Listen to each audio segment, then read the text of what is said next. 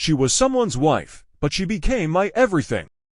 I was 23 when I joined the company, fresh out of college, full of ambition, still figuring out how to tie my tie the right way. Everything felt new, the office, the buzz, the grind. And then, there was her. She was 28. Married, a mom, way out of my league, or so I thought. But damn, she had this energy, calm, collected, graceful, but with a spark behind her eyes. Not trying to impress anyone, just being.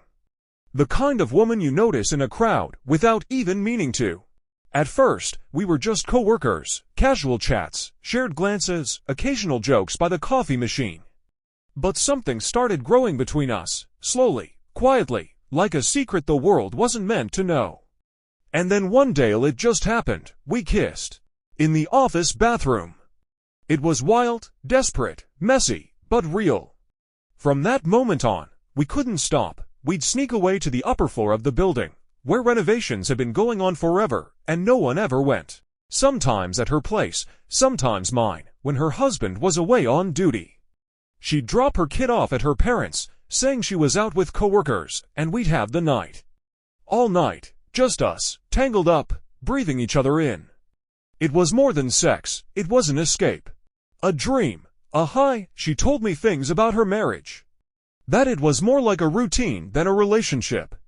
That they were staying together for their kid, for the stability. That the love had long faded into something like obligation. And God, I hated that. Because I saw her, really saw her, the way she laughed when she let herself go. The way she whispered my name when she thought no one could hear. The way she held me like she was holding on to the last part of herself that still felt alive. I started imagining a future. Our future. Not just stolen nights, but real mornings. Real holidays, me taking her son to baseball practice. Her falling asleep on my chest, without fear or guilt. But that never happened. I got laid off, she stayed. Life, as it always does, moved on.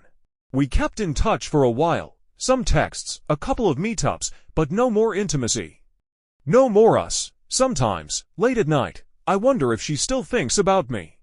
If she ever looks at her husband across the dinner table and sees a stranger.